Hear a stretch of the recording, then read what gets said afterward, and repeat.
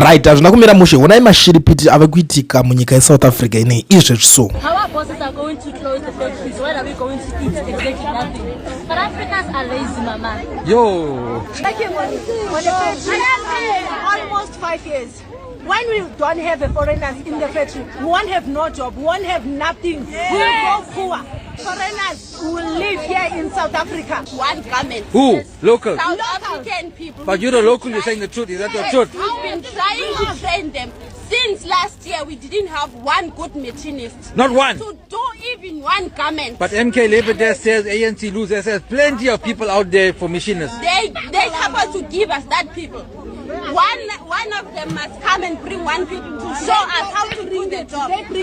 Matsaga dzungu chete hapana zvinozikanwa. Nyika yese haina mufaro iko zvinezvi kubva day ravakatanga kudedzera kuti zvoni muforeigner wese ngaarove pasi. Zvinhu izvozvo zvine zvinhu zvakawanda zvazvakakonzeresa ende zvasvika pachikamu chekuti even vemarched for march vacho vagare vapuwa warning kuti vasiyane nezvavari kuita. So latest from the government regarding the immigrants issues, hurumende yati march and march or operation dudula vamire kudzinga vanhu zvavari kuita nekuti ibasa rehome affairs. Zvanzi deportation yakaitwa through home affairs. Tinokwanisa kubva taita blacklist vese vane maoverstays vakapinda vasina mapapers. Minister ataura kuti vese vaka overstaya vari kupuwa ma5 years zvinoenderana nekuoverstaya kwavo kwavakaenda, zvichireva kuti voluntary buses amuri kupiwa vari kushanda nehome affairs, making sure kuti the process is done legally. Saka vati vemarch and march vakadzinga vanhu vakazvibudira vega zviri kutadzisa kuvapa 5 years ban. Ndo mamiriro akatoita nyaya yacho iko zvine zvatori ma1 chaiwo chaiwo handi kukutaurirai kuti izvi zvikaona kanyaya dzaso dzango confusion. Oye kuti munhu chimboenda because unogona kudzinga munhu bva unoti okay side ndori naona ndakwadziya musoro munhu anogona kungochinja side achagare kuside ikoko. The next thing muchaita sei panyaya yemabhazi. Kuno mumwe munhu akamboti mabhazi acho ndezvekunya but sikumaona dzikamai bhazi don't expect bhazi kuti ringe riuya richinoka door to door richiti riri kukutsvaga. Kana mukanzwa kuti kuitwa zvemabhazi tsvagai information kuti ari papi mabhazi acho mokwanisa kuita sei kuenda munotsvaga mabhazi ikoko kwaanenge ari because bhazi ari mbofe rakauya richikutsvaga kwauri. Nyaya imwe iripo irimo mudariro ndeyekuti zvoni vanhu vari kutadza kushanda manje nekuti onaika kune vanhu vekuti wadzinga munhu womusika but iwo hautomborina kana plan kana direction yekuti zvinoshandwa sei zvinotengeseka sei ende unonge uchichiva munhu achitengesa 2 rand 5 rand 8 rand 10 rand 12 rand achitengesa tunhu twake mbijana. Iwewo hauna patience, wagara uri chigevenga, uri kutonzwa uda kutonodhakwa, uri kunzwa uda ameno castle light, uri kunzwa uda handasi, uri kunzwa uda mabrutal whatever chaunongo kungofunga ipapo, kungofunga kuti life ingova soft and easy just because iwewe une chitupa chakanyorwa in South Africa. Azvireve kuti munhu ari kuita musika akutorera basa, azvireve kuti munhu ari kuita tuck shop akutorera graft. Saka iko zvinezvi chandingedza kungokudza ndechekuti mwana weZimbabwe wese ari pa demand. Tombomira zvedu because I understand kuti kuchabudikira rimwozi profit richida kunyebera vanhu richitaura kuti zoni aiwa don't worry ndakazvoona zviri kuitika mu South Africa ndakazviprofita. Hold on.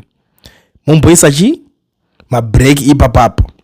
But the issue iripo panapa ndeyekuti zoni when the maize farmer died the monkeys were very happy just because he used to chase them from the field and not knowing that he was the one planting those maize. Eventually all the monkeys died of hunger. Hakuna chiri kudyika ikoko nekuti zvatopera and it looks like men are chasing foreigners. Women want foreigners back.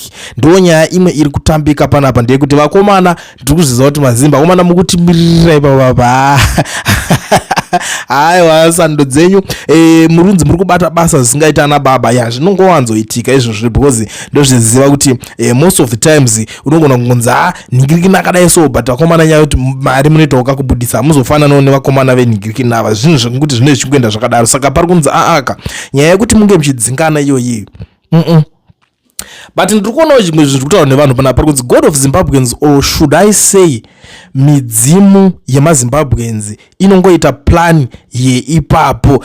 This is good, and munhu wese abudikira this idea munhu iyeye is a genius. Hazvisi easy ka, because unoona zvakafanira kuti iwo uri kunzi vari kukutorera mabasa vese, munhu ari kutitorera basa, but ona umwe munhu atovaka kana imba yake akaisa zvimastop nonsense zvake, akaisa anything zvaanenge akaita line up zviri kugarwa nani.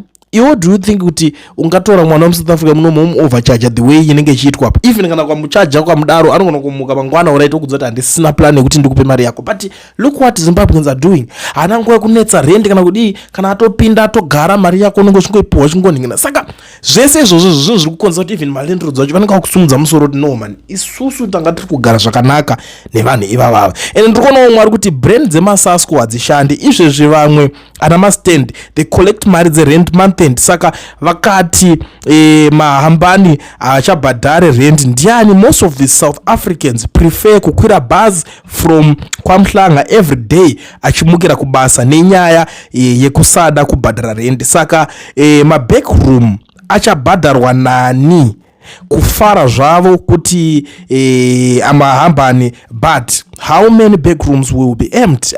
Plenty of them. Mwana unotodona because azvichamake sense. Ndiani unoisemo, ndiani unoudza ma 1.2 iwayo anenge achingorowa munhu wese, ndiani unoudza ma 1.5, ndiani unoudza ma 2 point iwayo uchingoti munhu wese angorenga angopinda uchingotaura mari dzacho kwatarisa kuside. It doesn't make sense. Muchadzokera pa level rema 300 rand because munhu anocalculate sure muzasi kuti ndongobata boja nalabhaza, ndongobata mamwe mabhaza ari kwaya angobudikira ako mazuva ano aya, zvinhu zvotanga kutofamba zvitoendeka. That's why ndiri kuwirirana nevanhu ivava vari kuti aiwaka ngavadzoke ivava vanhu vagare, because unenge watomupinza mumwe munhu munzara. Tarisei pane mazuva so umwari kuti where were they when it was still hitting vafana kubuda that same time and protest against vamwe vavo. Tava pa border isu taramwa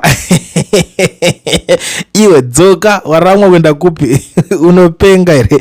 Hapana kwatinenge tichienda, hatina kwatinoenda, right? Ende iruzati munhu wese aringotora nyaya yacho kuti akomanaka imagine kuti mumwe munhu anenge akavaka zvima bedroom zvake anenge ane maroja 12,800 rand vese maforeigner mazimba nemamozambican. Saka uchada kudii? Because ukada kuisa mari dzemagrandi dzevakomana idzi kuda kumirira kuti wemunhu uchamita roja anenge achipuwa 350 rand chake achachiroja nechinhu chako chibedroom chako. So it doesn't make sense. Zvimwe zvacho ngatitange tafunga, right? Ndiri kuona umwe ari kuti aiwa kaona kanyaya iripo shamari, inyaya yekuti vanhu nyaya yekutadza kuzvifungira. You are being told to chase foreigners nemunhu anofamba nenyama dzemota. He is not meant kuti dzingai maforeigners ari kukutorerai mabasa when they are on they are the ones some of them creating employment, kuitisa toy nemunhu akazara mari hake, and whatever that which he is doing is benefiting him and his men. For you munhu asati auya kuno kunikikina zvinhu zvokuti munofanira kutodzidzisa kana vanhu kugara nokuti ayo zvakanaka vanhu vari kuningira chimbomubvunzai wacho anenge auya achiti vari kutora mabasa, mbobvunza mabasa acho ndani kuhamisa ndenyu iri makambani acho kana ari enyu mungotipinza wambocreata mangani sofa uri kutorerwa. Alright, iwo kana uri kuti munhu ari kutengesa musika akutorera basa kana kuti ari kurana chipaza chake akutorera, wadi kumboti iwewe wambotanga wambouya wambovhurawo toona kuti zvinofamba kana kuti wotipa mari yekuti tivhure. And someone is saying now this is a serious, I know as Zimbabweans this is good for us, musandituke henyu, asi I have noticed kuti panodzingwa maforeigners in SA vakadzi havadzingwe, meaning SA men vanoda kusara navo. Now I'm noticing kuti pamachi yekuti maforeigners ngaasaende pane vakadzi veku SA chete, meaning vanoda these foreign men. Vanoda zvinhu. You are right pamwe pacho futi paurongo hwako, but this is not the issue atinayo, because tiri kudhila nema issues ekuti vanhu vari kuzviita zvinhu zvekuti vanhu vari kuchengeta mhuri, vanhu vari kutorarama zvakadaro zvekuchizonzi vanoda maforeign men kuzodidi. Chinotoitika ndechekutoti dai kuri kunzi maforeigners acho vega vangori vanhu vechikadzi havazonyanya usinya, because tinawo vanhu futi vekuti muri kuvhura hombe mukati umu andizive kuti chii chinoita kuti muvhure hombe dzakadaro, but umwe munhu ari kungovhura hombe ana kana plan kana direction, kungobhozhongora achingoita zvaari kuita. The next thing vanhu vakusara vachipinzwa busy. The next thing vanhu vakutanga kuti maforeigners akadhakwa, muri kuona zvavanga vachiita. Saka panoda kuti pagare paongororwa ipapapo. Now pane umwe ari kuti zvoni no, I stay kwazvakaitwa. Vanoshanda mumafactories and they were told kunzi taakuvhara because most of them havagone kusona, they only cut thread pamwe nekuita ironing. That's why they took it to the road, because factories actually are being owned nema foreigners and Indians. For you, ndozo zvinotoda, because munhu akuzote alright inda akutobuda iora kobasa ndiri kuti unongo chingobata chigero chete uchingocheka, saka uchacheka kupi chigero chacho achakutora ndiani? Umwe munhu anenge ane kana 5 years every day anomuka achienda pagraft, obva zvonzi basa racho raakutopedzwa because of nemunhu ane ma-interests ake ari kuda kutoitawo zvake, munhu anenge atone madhiri ake, because vamwe vanobenefita. Nyaya ingoripo hombe ndekuti vanhu vari kuda kubuilda ma-political parties. Hazisi zvinhu zvekutanga, hazvinotanga nhasi izvi. Ukatarisa kubva kudhara vanhu vaitobuda vachitukirira ma-foreigners. Ma-foreigners wasichinji. Do you know kuti even people like Anamalema vaitongoya vaitomboti ma-foreigners what? You understand? But nekuzokurawo nekuzofamba kwenguva akabva azotanga kuchinja the narrative, because iye anga atopinda mugame kudhara, ma-South Africans vanyatsomureceivawo. Ukatarisa list racho rakakura revanhu vakawanda kuti aingopinda otanga kuti ma-foreigners chinchi, obva uzoti izvo zvaakuzikanwa manje kuti munzwa munhu akati ma-foreigners chi, pamperapo chamona atowana a certain position zvatonyararwa. Kune kamufana kaya kaita zvedhudhula hanzi Gladolax kakangobudikira kachipinda ma-foreigners this what ndobva katoona kuti position iyo yatobuda, because kakakutanga kakutonyatsobvurwa magepo atoto amfana atori serious nezvaari kuita.